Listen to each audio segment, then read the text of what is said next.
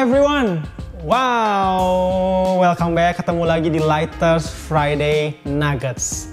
Seneng banget. Seperti biasa hari ini kita special Relationship Talks. Gue yakin lo semua masih sangat excited kan belajar relationship. Supaya drama-drama yang terjadi dalam kita berhubungan dengan yang namanya manusia itu bisa kita atasi sejak kita masih remaja dan masih muda, teman-teman. Dengan cara apa? Yang pastinya kita mau mengerti dan mau mengaplikasikan yang kita pelajari. Dan Relationship Talk di bulan Agustus ini benar-benar seru dan menarik. Kita akan membahas yang namanya Trio Toxic. Trio Toxic, wow. Nah, kita bahas bersama nanti Trio Toxic. Tapi sebelumnya, gue pengen mengajak kita berpikir tentang apa sih itu sifat dari toxic. Toxic itu kan kalau bahasa Indonesianya itu racun ya. Nah, gue jadi ingat ya kalau misalnya teman-teman sering gak sih nonton film? Kalau teman-teman nonton film, pasti lu pernah lihat gak sih sebuah pembunuhan terjadi waktu si pembunuhnya masukin racun tuh ke minuman korbannya. Ya, bayangkan kalau lu punya minuman bersih banget, gelas putih, air putih maksudnya penuh gitu ya, ditetesin sedikit aja racun, ya minuman itu bisa menjadi mematikan. Nah, begitu juga dalam hubungan teman-teman. Bayangkan, kalau di hubungan ada banyak toksik, hubungan itu pasti lemah, bahkan bisa menyebabkan putus hubungan. Nah, hari ini kita akan bahas apa aja sih toksik-toksik di dalam sebuah hubungan. Ya, mari kita lihat dalam 1 Korintus 13 ayat yang keempat. Gue bacain ya teman-teman ya. Love is patient. Love is kind. Ya, 2 bulan lalu kita belajar bahwa cinta itu patience, kesabaran, bagaimana pace setiap orang itu harus disamakan. Kalau cinta mau mengikuti pace orang lain. Dan bulan lalu kita belajar love is kind.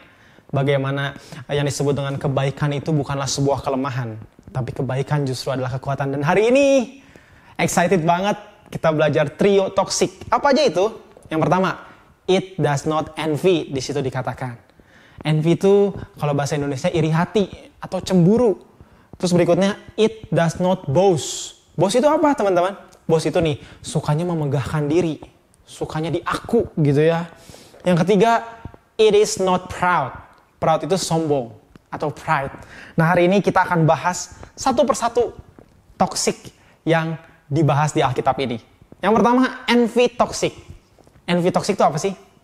Pokoknya gini, guys. Gak seneng kalau lihat orang lain seneng. Nah, aneh banget kan? Dan seringnya kita tuh gak seneng kalau lihat teman, orang yang kita kasih, keluarga yang kita kasih seneng. Aneh kan? Misalnya aja ya, kalau orang terdekat kita berhasil lebih daripada kita, bagaimana reaksi internal kita. Nah, seringkali envy toxic itu membuat kita jadi gak seneng. Kita gak suka melihat pasangan kita, orang terdekat kita, punya pencapaian lebih dari kita. So, pay close attention teman-teman. Pay close attention kepada internal reaksi kita ketika kita melihat orang-orang terdekat kita justru lebih berhasil, lebih dipandang secara materi ya maksudnya ya. Misalnya apalagi sekarang zaman Instagram gitu ya, misalnya followernya lebih banyak, terus dia lebih terlihat memiliki influence yang lebih besar, widely known gitu di Instagram dan sebagainya. Perhatikan deh reaksi kita. Dan envy toxic itu sering banget berkata seperti ini ketika melihat achievement orang lain. Ah, so lucky he is. So lucky she is. Beruntung dia mah. Beruntung dia mah mukanya oke. Beruntung dia mah lahir di keluarga ini. Beruntung dia mah. Nah, buat setiap kita yang punya hati seperti itu, jangan-jangan ada envy toxic dalam hati lu. Dan ini juga yang terjadi teman-teman. Ketika kita melihat keadaan orang lain seperti itu dan melihat keadaan diri kita nggak seperti itu, seringkali kita berkata gini dalam hati, kalau aja gue punya itu, gue juga bisa. Kalau aja gue punya hal yang dia punya tuh, gue juga bisa. Nah, gue mau kasih contoh nih ya. Gue punya cerita waktu itu gue menyadari kalau gue ada envy toxic dalam diri gue. Gue mau share dulu waktu gue kuliah, gue tuh kan punya hobi main basket. Pasangan gue, pacar gue yang sekarang jadi istri gue, dia itu bisa bernyanyi, tergabung dalam paduan suara mahasiswa di kampusnya.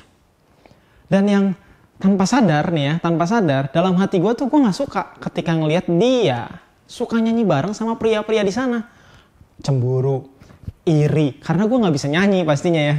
Dan akhirnya dalam hati ini berpikir, aduh, kalau bisa dia nggak usah terlalu lama di situ deh. Bayangkan apa yang terjadi setelah itu. Ini toksik banget sih. Yang terjadi setelah itu, gue sering banget ingin meyakinkan dia bahwa dia akan menjadi lebih baik kalau dia keluar dari paduan suara tersebut. Wow kan? Wow banget gak sih? Apa yang diakibatkan dari seseorang yang punya envy toxic, punya iri hati, punya kecemburuan. Gue pengen dia keluar dari paduan suara itu. Padahal gue inget banget, dia tuh berprestasi sekali sampai dia pernah berangkat keluar ke Eropa untuk pertandingan waktu itu. Tapi gue meyakinkan dia untuk, hey, your life will better kalau lu keluar dari paduan suara itu. Pas gue cek paling dalam, sebetulnya gue ada iri hati, gue envy. Ketika melihat dia senangnya jadi nyanyi-nyanyi bareng pria-pria lain. Dan gue ngerasa kayaknya oke sih dia nyanyi bisa bareng, terus dia happy banget ya di sana ya. Sedangkan gue gak bisa gaul dengan dia karena gue gak bisa nyanyi. Gue bisanya main basket.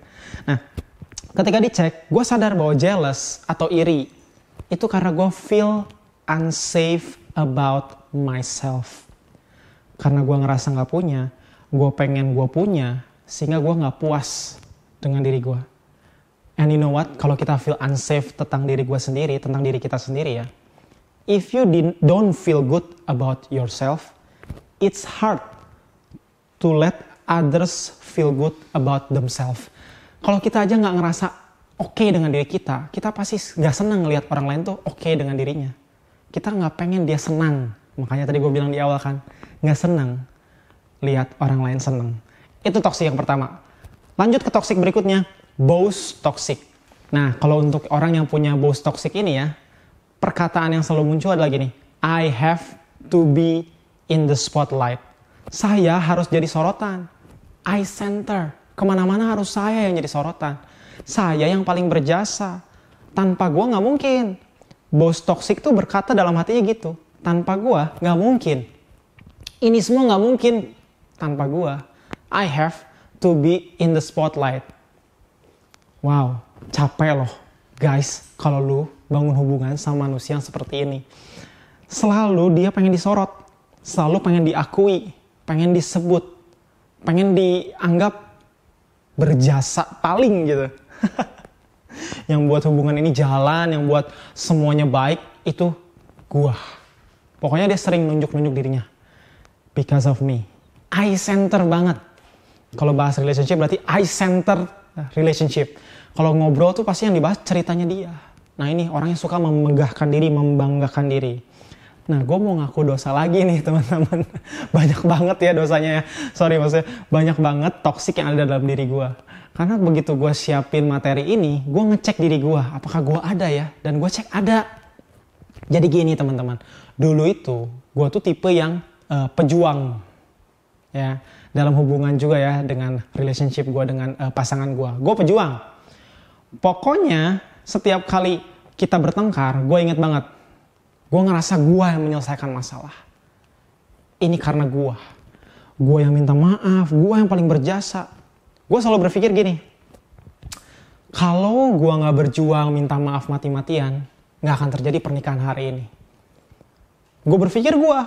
Seharusnya kan gak ada yang menang dan kalah. Gak ada yang lebih hebat dan lebih gak hebat. Ini tentang kita harusnya. Dan tebak teman-teman apa yang terjadi setelahnya. Ketika gue punya boss toxic ini. Tanpa sadar begitu gue cek paling dalam, gue tuh haus sekali penerimaan orang. Gue tuh selalu pengen menjadi pusat perhatian.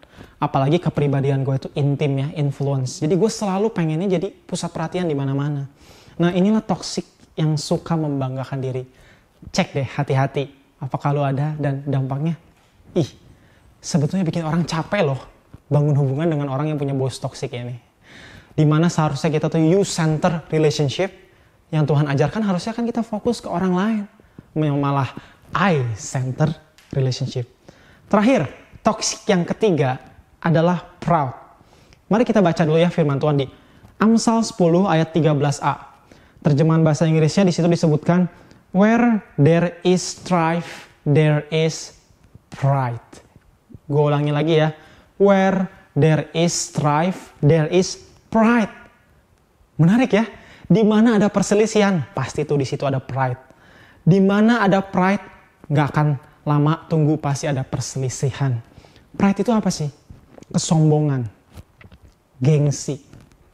Ya, jadi susah tuh buat ngalah, susah buat minta maaf.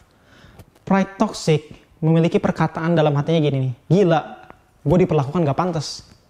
Gila, gak mungkin lah gue yang ngalah. Enggak, dia gak berubah. Jadi orang yang punya gengsinya tinggi itu gak mau menyelamatkan hubungan. Dia pasti selalu merasa diri paling benar. Orang yang punya pride tinggi sulit menundukkan diri, sulit submit, sulit taat. Dan kabar buruknya, sulit berubah. Kan dia udah ngerasa diri dia paling benar. Nggak ada tuh masukan yang bisa dia terima. Kan dia udah paling benar. Nggak ada ruangan untuk menerima sebuah feedback buat orang yang punya pride toxic ini. Bayangin kalau lu bangun hubungan sama orang ini. Bayangin atau kalau lu adalah orang seperti ini. Melelahkan. Sering nggak sih kalau kita mendengar seseorang yang bangun hubungan, pasti bilang gini, dia soalnya nggak berubah sih. Gue udah sabar loh padahal. Ya apapun kasusnya ya, kalau misalnya kita bahas detail case per case, mungkin ada yang keterlaluan dan sebagainya. Tapi fokusnya pasti gini, dia nggak berubah. Bukan berpikir bahwa apa yang bisa gue lakukan, apa yang bisa gue ubah gitu ya. Jadi orang yang punya pride toxic ini adalah selalu memaksakan perubahan dari orang lain. Sulit melihat kekurangan diri sendiri, sulit. Saya merasa saya udah paling baik, ya. Dan biasanya orang seperti ini sulit sekali mempertahankan sebuah kerukunan. Menurut gua perlu dicek ya. Jangan-jangan kita punya nih pride toxic ini sehingga kita nggak bisa move dari kelemahan-kelemahan kita, dari kekurangan-kekurangan kita, dari sikap-sikap buruk kita. Kalau gua sadar pride ini bisa kita lihat gak hanya dari sudut pandang hubungan sih. Dalam seluruh area, pride ini sebaiknya jangan ada di dalam diri kita. Sebaiknya terus kita kerjakan gitu ya. Nah itulah toksik-toksik yang ada dalam hubungan. Sekarang pertanyaannya, bagaimana cara kita menyelesaikan toksik-toksik ini? Teman-teman tahu kan kalau kita punya racun, kita tuh perlu yang namanya detox. Bener gak sih? Detox itu proses membersihkan. Proses menjernihkan yang ada dalam diri kita. So gue mau bilang bahwa let's detox with Jesus. Karena hanya Yesus yang paling sanggup mengasihi. Yesus yang gak pernah gagal dalam mengasihi. Bahkan firman Tuhan berkata, God is love. Yesus adalah cinta itu sendiri. Yesus adalah obat penawar paling ampuh buat setiap racun. Ya, kita perlu detox. Well, mari kita detox with Jesus. Karena Yesus itu selain adalah sebuah teladan dalam mengasihi, again gue mau bilang dia juga adalah kasih. Kasihnya selalu memulihkan, membasuh, memperbaharui, membuat kita baru, membersihkan yang kotor. Ya, bahkan bisa menjernihkan kita dari racun. Maka itu perlu terus mendapat tetesan air ya dari penawar ini nih. Penawarnya apa? Yesus Kristus sendiri. Ya, sehingga kalau misalnya seandainya ada sebuah gelas yang tadi itu ada racunnya, kita harus terus tetesin tuh gelas itu dengan penawar supaya bisa steril kembali. Gimana caranya? Mari kita buka ayatnya di Yohanes 16 ayat 33. Terjemahan bahasa Indonesia sehari-hari gue bacain ya. Semuanya ini kukatakan supaya kalian mendapat sejahtera. Goalnya tuh apa sih? Damai sejahtera. Setiap kita yang punya toksik pasti gak ada damai sejahtera. Gak ada sukacita. Yang namanya toksik, yang ada apa? Keluh kesah, komplain, bete, gak puas dengan diri sendiri, gak puas dengan kehidupan, gak puas dengan orang sekitar dan sebagainya. Karena bersatu dengan aku, kata kuncinya bersatu dengan aku, bersatu dengan aku. Di dunia kalian akan menderita, tapi tabahkanlah hatimu, aku sudah mengalahkan dunia. Itu Yohanes 16 berkata. Kata bersatu ini penting teman-teman. Gue senang dengan kata bersatu. Artinya apa sih? Bersatu itu berarti kunci jawabannya tuh bukan di luar. Bukan kita ikut banyak hal saja. Tapi di dalam. Bersatu tuh di dalam. Cek di dalam hati kita. Apakah pribadi Yesus sudah begitu besar, sudah begitu berdampak dalam pribadi kita di dalam. Bersatu tuh di dalam guys, di dalam. Ya, so gue mau bilang, ayo tingkatkan frekuensi tetesan air jernih, tetesan air penawar itu dalam diri kita. Di dalam, mari bersatu dengan Yesus lebih lagi. Gimana caranya? Perbanyak masuk ke presence of God. Perbanyak renungkan, meditate the word of God. Perbanyak atau jangan tinggalkan the family of God. Selalulah hidup dalam keluarga Tuhan, teman-teman. Ya, terakhir, kalau kita terus melakukan ini, tingkatkan terus frekuensinya bersatu dengan Tuhan gitu ya, di dalam kita. Terus di dalam kita Tuhan itu menjadi lebih besar. Apa ciri-cirinya? Apa yang seharusnya menjadi ciri orang yang mengalami Tuhan terhadap ketiga poin toksik itu ya? Gue bacakan beberapa kutipan dari seorang pendeta di Amerika, Pastor Andy Stanley berkata gini. Love is able to celebrate other people's success. Ya, justru kita akan sangat menikmati ketika orang terdekat kita sukses. Cinta itu tidak akan terancam. Dia tidak akan terancam dengan kesuksesan orang terdekatnya. Justru akan merayakan secara tulus setiap pencapaian orang lain dan orang terdekat kita. Lalu berikutnya, love allows the other person to shine. Ya, cinta itu akan senang ketika orang lain yang bersinar. Nggak harus dia yang bersinar. Tanpa harus membahas cerita kita, tanpa harus pengen disebut. Senang kalau melihat orang lain bersinar. Senang kalau bukan dia yang dapat kredit orang lain. Dia lebih happy. Fokusnya mengasihi, fokusnya memberi, bukan mendapat. Itulah sifat kasih. Caranya selalu bersatu dengan Tuhan, ya. Dan dia nggak perlu ngingetin orang lain. Gue juga punya sukses loh. Dia nggak perlu ngingetin orang lain, ya. Lalu love is willing to step out of the spotlight. Cinta akan senang keluar dari sorotan, walau mungkin dia punya alasan untuk disorot. Dia pengen keluar aja dari sorotan. Even dia punya alasan untuk step into the spotlight. Dia nggak perlu menambahkan cerita suksesnya dia. Dia nggak perlu ingetin orang lain tentang suksesnya dia. Nah, hal ini teman-teman perlu dilatih. Gak terjadi secara otomatis. Kita terus perlu recheck. Kita tetap terus perlu sadar bahwa yang bisa menjawab itu di dalam kita kalau Tuhan lebih besar.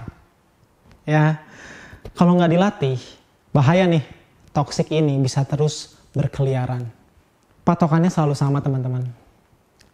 As God, as Jesus, in Christ has loved you.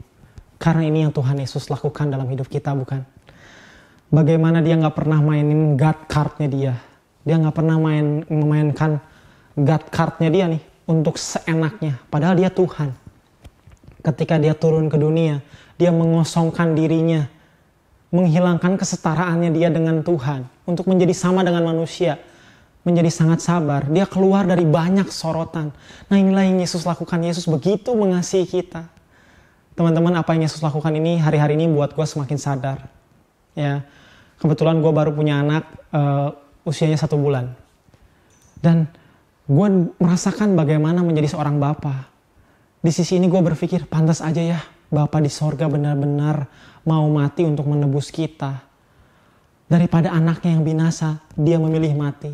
Itulah kasihnya.